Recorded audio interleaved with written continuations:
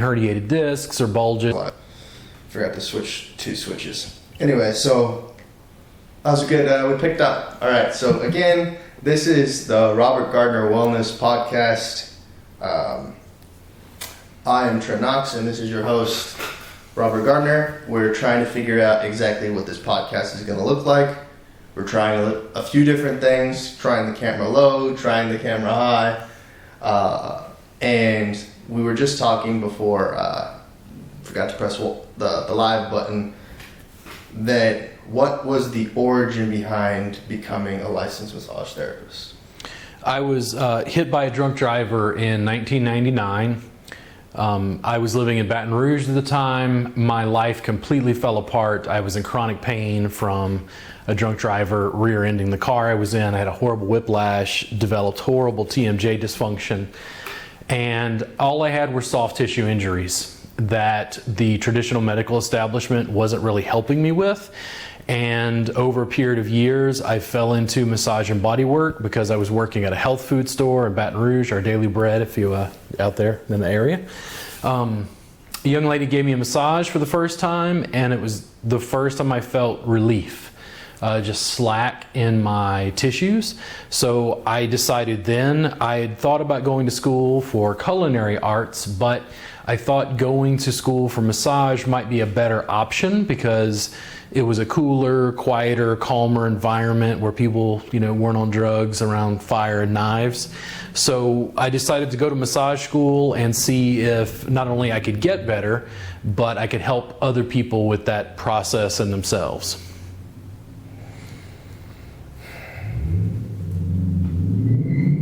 Interesting stuff going on today. Muscle cars, road work, muscle cars, everything. So, do you think that a lot of people these days that, have a traumatic experience would make the decision that you did to go and build their own business? I think statistically the numbers are in favor of OxyContin. So in my case, what I tell people is I was never like an opiate abuser in any way, even though I have some experience with them. Mm-hmm. I just knew that opiates dealt with pain. Okay. And then it was like, okay, I can go down this path, but I'm just going to get addicted to it. Mm-hmm. And that's a bad situation you don't want to be in. Mm-hmm. I have a big heart for people who are having opiate problems specifically because opiates fundamentally just kill pain. There's a reason that there's such a problem with it in the United States because people are in pain, and what options do they have? Tons. And the thing is, this is my field. This is what I've worked in for the last 17 years. People have tons of myoskeletal pain. They just have pain in their body that their knee hurts, their arm hurts, or this hurts, or that hurts. They don't know why, and they've got no answers other than taking pharmaceutical medication, things like naproxen, sodium, which is over the counter, or opiates, mm-hmm. For the most part. And even though I'm very happy that we have surgeries and we have interventions and we have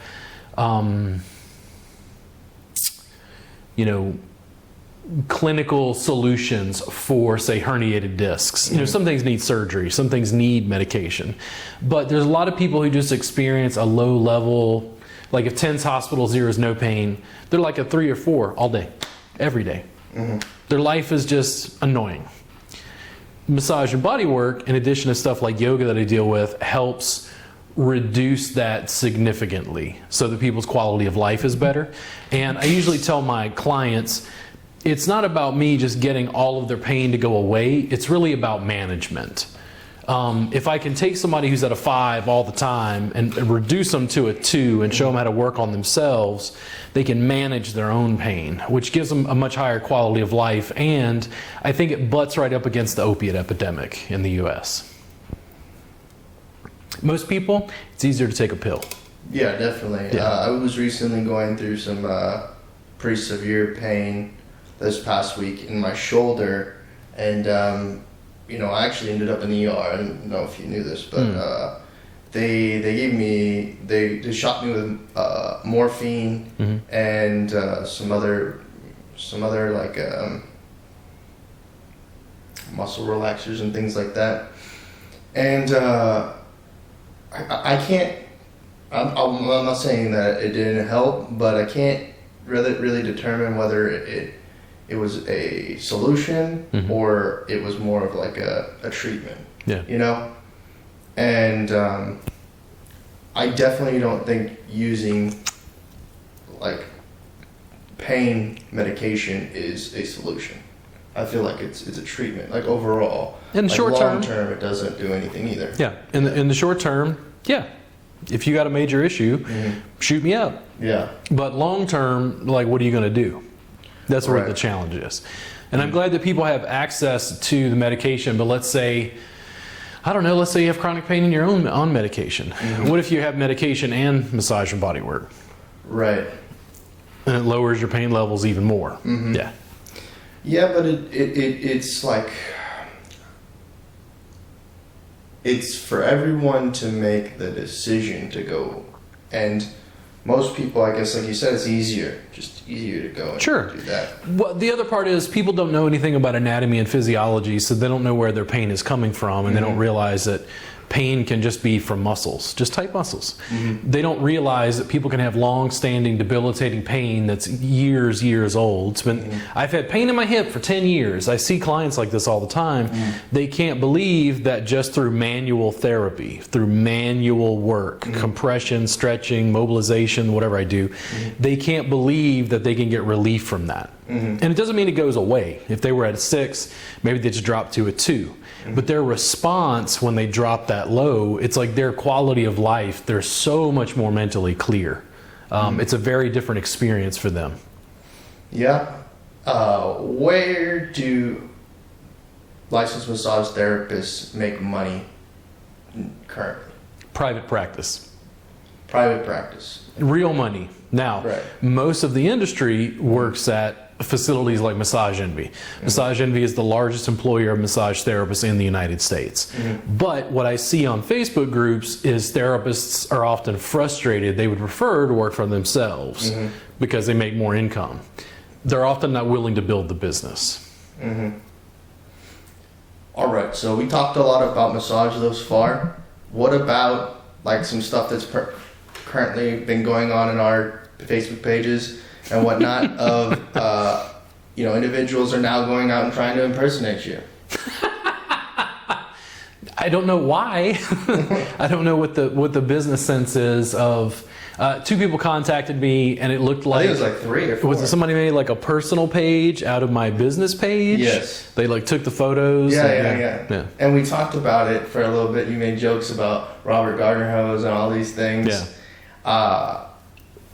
And I suggested that you go live like as soon as it happened because of things like the other things that have been happening to other people that have become real popular. Situations in my world with Ninja and esports and the platforms that he used to work on, not painting him in the correct light.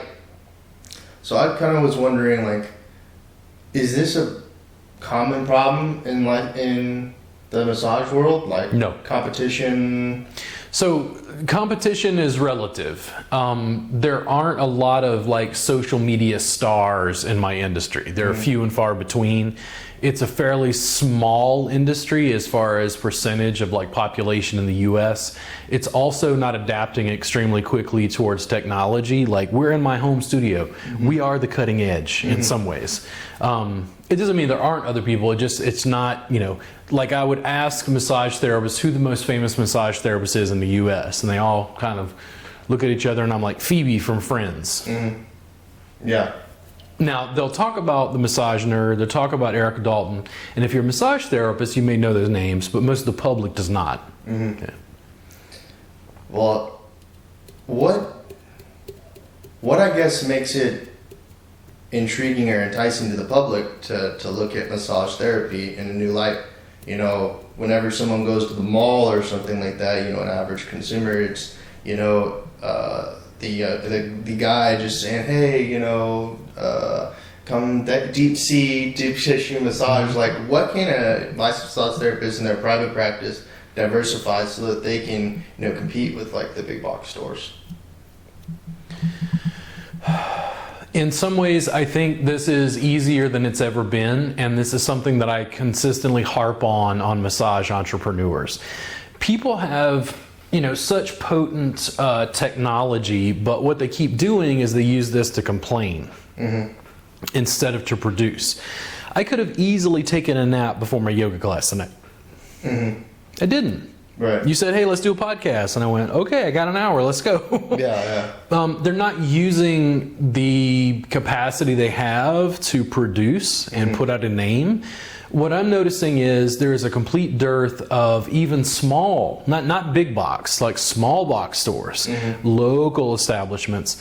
They're essentially afraid of social media. They are not using Instagram, Snapchat, Twitter, YouTube, social outreach in the way that they could to produce photo content, video content, audio content, to be able to build personal brands. The advantage I had was I'm like a jet ski, there's nothing stopping me. I can change direction extremely rapidly, it's just me. You go, hey, I want to do this, and I go, okay, cool, let's do that. Or no, that didn't work, let's do this. It means that we can move much more rapidly, and what I see is actually some of the small box stores are actually losing out. They can build massive brand appeal, especially here in Austin, where we talk about Keep Austin Weird. Keep Austin Weird is to support local business. That's essentially what it is. It's trying to get people to buy from local businesses. And I will tell people in no uncertain terms, people like when stuff is local, but if you give people an advantage in cost, in convenience, they will buy from Amazon instead. They give less than a shit about whether it's local. Now, if it's also local, awesome, but they're not going to sacrifice money and time and convenience. Does it make sense? Local massage therapists can use this to put out content and information that makes them stand out completely. So let's say if you're like me, this is what I'm familiar with. You work on pain. So you start making YouTube videos, Instagram content where you talk about low back pain, which is your specialty. You educate people on soft tissue problems. You educate people on low back pain. You make videos about low back pain. You keyword hashtag that on YouTube. You work across multiple social media platforms. You start using that to connect with other local businesses, in addition to networking, shaking hands, all the normal stuff we think about. Massage therapists don't understand what happens to their search engine optimization when they do that. That makes them stand out. Massage envy is never probably going to reach out that same way, in the sense that Massage Envy has a huge budget. They can build a large brand like Coke, but it's not going to have the same personal appeal that I do specifically. People are sitting and listening to this, they have a connection to you because of the content you give, because they're like, I just like Trent. In my business, we have a very personal business. If you were going to come see me for your shoulder, if we thought it was a soft tissue thing, you have to know, like, and trust me before you ever make the appointment. The way that they build know, like, and trust is through this. Is through video production, audio production, content. There are people who, will come see me because they've seen Instagram posts for 6 months. I get a client. Now, it's hard to think in terms of like, okay, I need to make more Instagram videos to get more clients, because it doesn't seem like a direct path. But we're not even discussing paid ads yet. Yeah. So, how does the licensed massage therapist... Okay, hold on, I'm going to go back just real quick. What are some of the disadvantages of using some of those gig opportunity apps for those licensed massage therapists? Gig opportunity, like Soothe, Zeal? Yes. So Soothe and Zeal are essentially the Uber of the massage industry. And what happens is there is an app.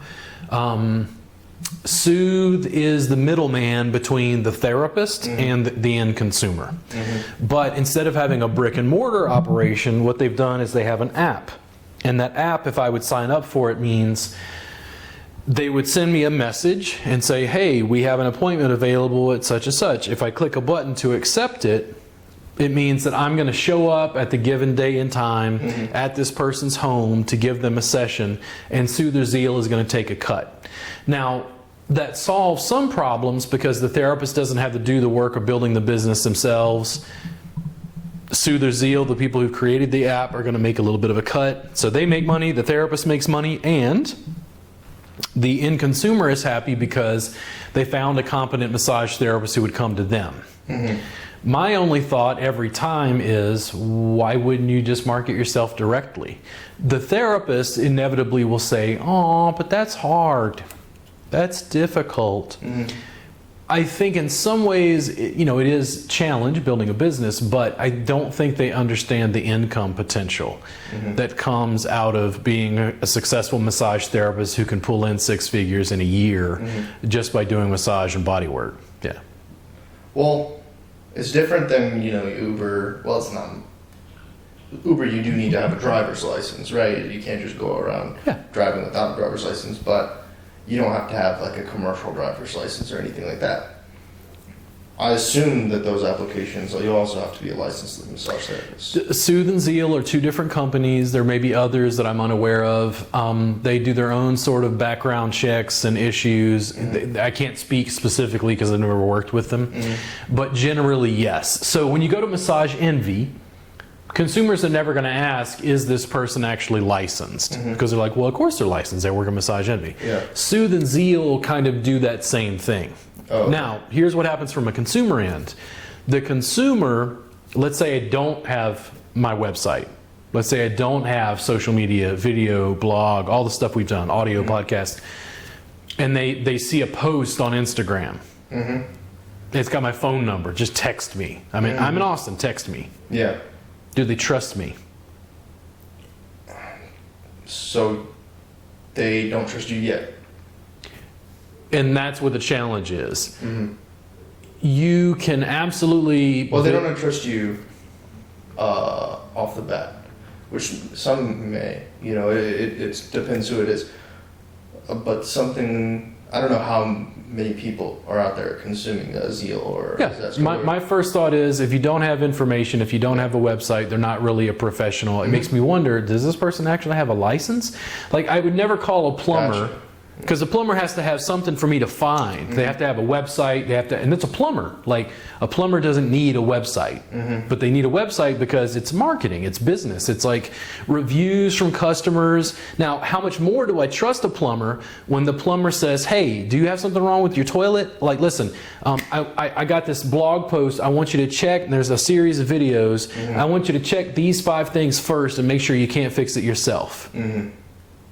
My response to that is like, whoa, this plumber is actually helping me. He's actually trying to educate me, and he's trying to make sure that it's worth his time for him to come out. But he's giving me information I didn't have because I don't fix toilets for a living. I don't know. When he does that, it builds know, like, and trust. Even if I knew how to fix it myself, a lot of people are just busy. Like, I can show you how to use a tennis ball and massage yourself, right? Why do people come to see me? Because you're a professional. And the website, the social media, the podcast, all of that makes it more professional. If I sat down with a plumber right now and did a podcast, the plumber would often, they're going to think, well, I don't understand. Why would I do a podcast? Like, I fix people's plumbing. And it's like, yeah, but you're educating people about the plumbing process, they don't think about, okay, why do plumbers consistently want to work for themselves? Because they don't want to be regulated. They want less people in between them and the end consumer. They make more money. Same thing with electricians or whatever. Now, it doesn't mean everyone does that. Some people may prefer to work for someone else, especially in the early stages. That's what a lot of massage therapists do. The industry for the massage community is changing. Most of the social media component is networking, is outreach, is trust building. My industry, even more than a plumber, you got to trust me. I'm working on people intimately. I'm working on their bodies. I'm a guy, right? How do I get women, for instance, to come in and see me sight unseen? They've never met me in person. They come in all the time. Individuals can take advantage of this in a way that I think large companies and corporations cannot. When's the last time Walmart advertised to me on like an amazing Facebook ad?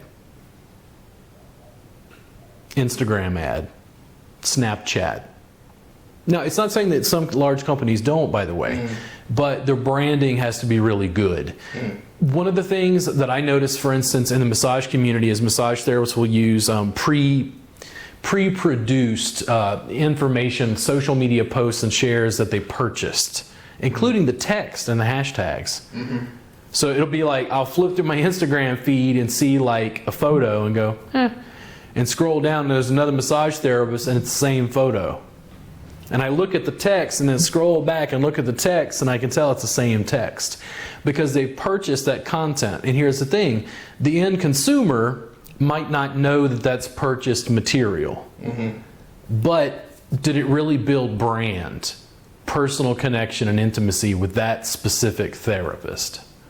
No. No. And Joe the plumber, I want Joe to educate me about, hey, listen, a lot of people have problems with the toilet. You don't even need me to come out. They're having problems also with their sink. Here's what happens. You get oil and grease and hair. There's some stuff you can buy at Lowe's or Home Depot. It's this product, right? Now, the plumber is not making any money by promoting this product, but if his videos went viral, can you imagine the company now sponsoring him?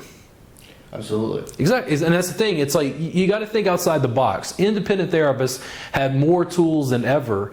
They're just being educated by people who own massage schools who are still doing the marketing like it's the Yellow Pages. The entire marketplace has changed and it's changing even more rapidly. People can't seem to understand how my business continues to grow, but it's because in addition to that organic in-person networking, handing out business cards, I continue to market on social media. I continue to have a conversation in the places people are having conversations, including Twitter. And digitally, you're discovering new places people are looking for massage. So it's relationship building. That's all it is. People are used to thinking about, well, I work on clients, I work on people. And I'm like, yeah, you work on people, but you know, how do you make contact with those people? So I found you from Tanner, and I found Tanner from Knives, and I found Knives from Craigslist, Moments Positive. And then I left Knives my Instagram tag or handle. Social media. It's like, this is just adding another layer of context, another layer of content. And a lot of it for me goes back to search engine optimization.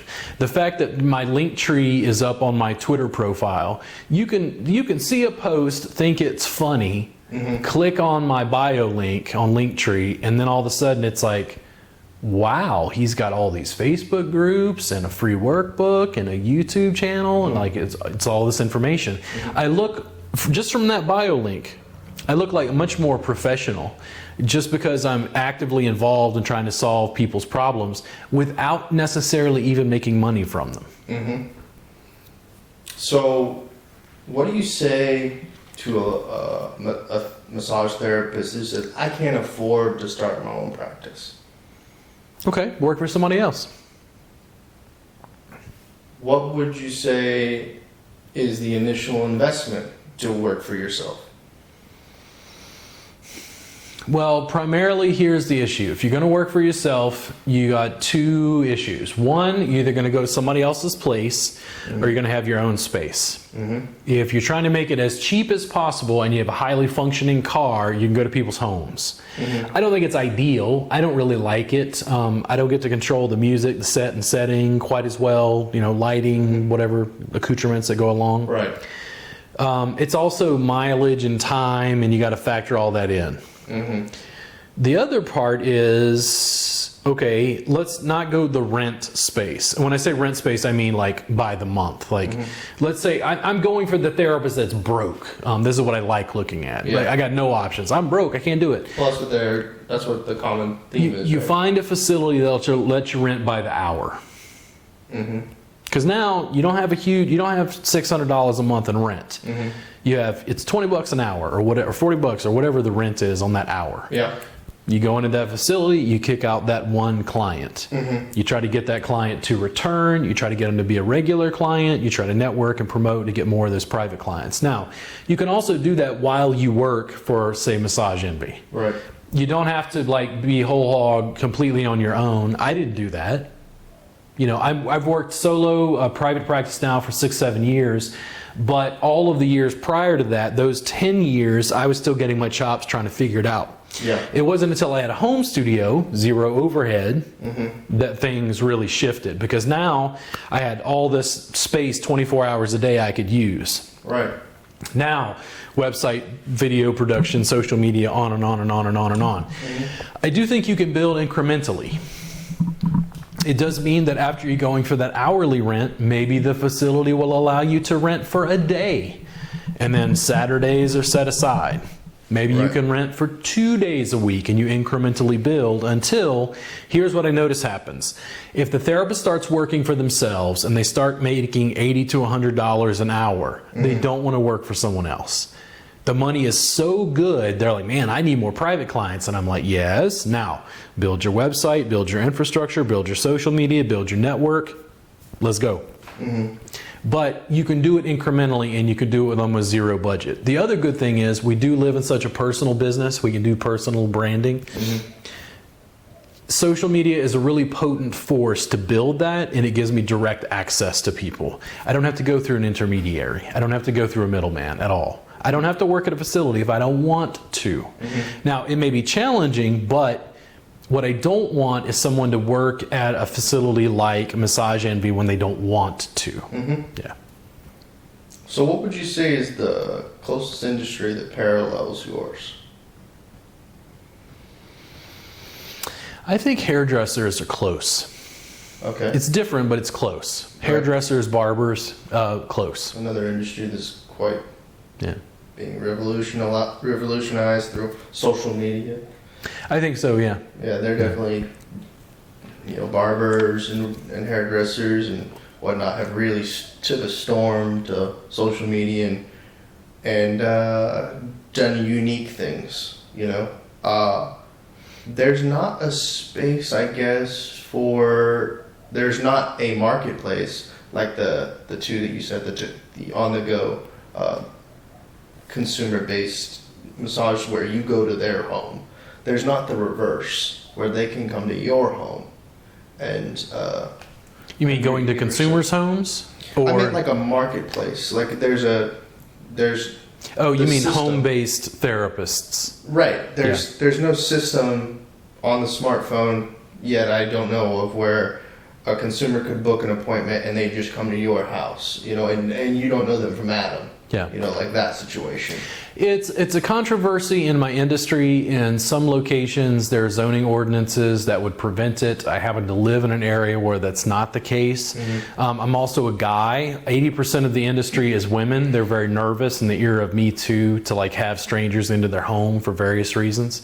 And I completely respect that, but that's where you can rent space and deal in a facility. I'm always trying to help therapists figure out a way to make it. Right. Whatever their dream is, just help them build. Yeah. Most customers, I think, let's say you were doing hair, because we talked about hairdressers being similar. Do people want to go to other people's home to get their hair done? I would say that's pretty normal. I think consumers often are more comfortable going somewhere else. They're their workspace, for whatever reason. So for me, I have to compete in a massage context with those facilities, with those therapists who have commercial space. My home studio is probably never going to be quite as prestigious, but I have zero overhead. I sell a completely different service I can't get anywhere else. Right. The way that I win is extremely low overhead and offering a high price service that can't get elsewhere. And I'm male. I don't have the same fear about people coming to my home. Right. I absolutely don't recommend it necessarily for most therapists. You have to do what works for you, but it's how I make it. Yeah. So before we forget to do this, there's a lot of workbooks, a lot of visual content out there. How do the licensed massage therapists or the ones looking to become licensed massage therapists learn your content? How can they purchase things? The easiest way is to start with my social media, which is free. After that, it's definitely the subscription service. Right now, we have 360 or so hours of my live recordings and classes there for $7 a month. You can find that link. It's rgwellness.teachable.com. Soon it'll be on my website store, Shopify. We're working on that. After the social media like YouTube and after my Facebook page, it's likely the subscription and then the workbooks and DVDs that I produce, which are available just as PDFs downloads or, actual physical copies. Yep. I just try to help students and walk them along. One of the good things about the subscription service is it's extremely inexpensive at only $7 a month, and it allows you to sort of do an online apprenticeship with me. It means that you're working with me. There's a private Facebook group. You can ask me questions. Just earlier, Beth Peterson, she had some photos she had taken. She's looking to use those to promote her business, and she's like, hey guys, what photos do you recommend? Right. And she had some that were more like complex stretches that I was like, nah, most people, they're going to see that and think, I'm not flexible, I can't do that. But the first one is great. The one where you're using the work on their neck, people can relate to that one. I would use that one first. What they get is this ongoing interaction with an instructor like me that's going to help them not only with technique, but help them with the business. Yeah. Yeah. And also, aside from that, you also do community work, meaning that you have set up something called the Thai Massage Jam, where both people who get massages and are regular people who get massages and people who are licensed massage therapists come together to perform mat-based Thai massage. And if they wanted to get involved in that, how would they find out about that? So we have some information on ThaiMassageJam.com, our website. We're working on updating that. We also have a Facebook page, which is Thai Massage Jam, which kind of links all of the 13 national chapters right now. Thai Massage Jam continues to grow. You can always contact us through there. I think there's a YouTube channel as well. It really depends on where you are. So for instance, I'm the one who puts out the most information on the jam currently and probably has it most frequently. But there are other chapters in Texas and then other cities in the states: Sioux Falls, South Dakota, Denver, Colorado, Las Vegas, Nevada, St. Louis, Missouri. There are other facilities around the states, the U.S. hosting them so far. If they want more information, usually people will go to ThaiMassageJam.com and then go ahead and download their free workbook. Okay. And then last but not least, if there's someone who's wanting to get a massage and wants to get that in-person time with you, or what that's called a Reboot, but still working on it. So we had a trademark name that we had filed called a Reboot, but that failed. The trademark was denied. So we're in the process of rebranding, even though it still says Reboot on my website. I just hadn't changed it yet. If you need to schedule with me, which is I think what you were asking, you can just go to my website, robertgardnerwellness.com. And that's a 3-hour intensive. Yeah, so my sessions, my session structure, it's good, I think, over time if I start focusing on the fact that I'm not really doing what people think of as massage, for better or worse. The sessions are 3 hours long, they're clothes-on, mat-based. I also have a 90-minute session, which is just abdominal work, which I call a belly reboot. Again, we may change names, but my options are a number 1 and a number 2. Which is a 3-hour session or a 90-minute session currently. I don't offer table work really at all. Yeah. So, in closing, what would be what is some cutting edge material out there? Who do you look to other than like an Eric Dalton or whatnot? Is there somebody that's coming up that you think that's gonna make a splash in the industry, or someone that you see? I think, now I'm forgetting specific names. I want to say that his first name is Mark, but 2 massage therapists and a microphone. They have a podcast that I was on, and they're doing really consistent podcasting across the massage industry. I think we're going to wind up being stronger colleagues over time. I think that Mark is in Toronto. I had a brief conversation with him earlier. I think he's on vacation. I like what I see from him. There's not a huge amount elsewhere that I think of as extremely innovative, where I'm just completely blown away by what they're doing. I think that we, in our own way, are cutting edge, even though it's like, for other industries, it wouldn't be that remarkable. It's like, oh, you have a podcast? Big deal, you know. But I think that Mark, the work that he's doing with 2 massage therapists and a microphone is really good. And they're also doing something I've wondered about, which is they're starting to diversify and reach out into other industries. They had an interview I listened to partway with someone who is a Marilyn Monroe impersonator, who was also, I think, polyamorous, and they were having like a big long interview about it. And my first thought was, well, this is like a massage therapist podcast. Like, why are they doing this? But I think they're starting to understand that if they only talk to people in the massage industry, they get this sort of small insular worldview instead of reaching out to other industries and interviewing, in my case, what I want to do is other entrepreneurs. They get something that's more diverse that way. Right. So maybe that's a better question. Who would be a entrepreneur that you would like to have on the show in the future? Locally, I would really like to talk to Alex Sharfin. I communicate with him periodically online. He's here in Austin. I'm trying to think.